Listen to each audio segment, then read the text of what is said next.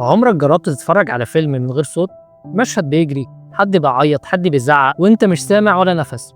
هو ده كان حال السينما زمان، لحد ما في يوم الشاشة اتفتحت والممثل فتح بقه وخرج الصوت، وكانت لحظة ذهول بالنسبة للناس. من اللحظة دي السينما اتغير، وقبل ما الصوت يدخل جوه الفيلم السينمات كانت بتجيب زي ما قلنا عازف بيانو او اوركسترا صغير، وبيقعدوا يعزفوا مع الفيلم علشان يدوا الاحساس، وبيعملوا مؤثرات صوتيه يدوي زي حد يخبط خشبتين ورا الكواليس علشان يعملوا صوت حصان. بس مفيش كلام، مفيش صوت ممثل، مفيش اغنيه حقيقيه. وفي العشرينات الشركات بدات تسجل الصوت على اسطوانه وتسيب الفيلم لوحده. الفكره كانوا بيشغلوا الاسطوانه والفيلم في نفس اللحظه وبيحاولوا يظبطوها مع بعض، بس طبعا لو واحد فيهم سبق التاني نص دقيقه المشهد يبوظ ويتحول لكوميديا غير مقصوده. سنة 1926 شركة وارنر بروس قالت خلاص هنجرب صح، وقدموا نظام اسمه الفيتا فون اللي بيشغل الصوت مع اسطوانة كبيرة متزامنة مع الفيلم، وبدأوا يعملوا أفلام فيها أغاني وموسيقى بتطلع من السماعات لأول مرة. الناس كانت مذهولة بس كانوا لسه مستنيين الكلام، وجات اللحظة التاريخية مع فيلم ذا جاز سينجر سنة 1927. وهنا حصلت الصدمة، لأنه أول فيلم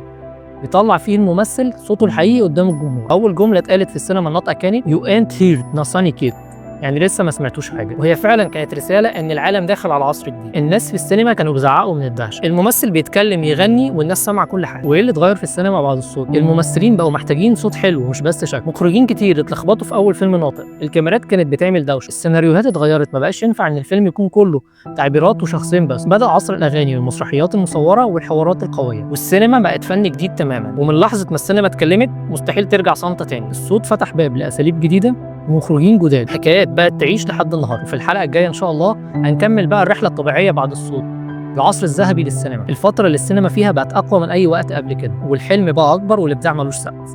وبعدها هنتكلم عن الصوره الرقميه والكاميرا اللي بقت من غير فيلم. سلام.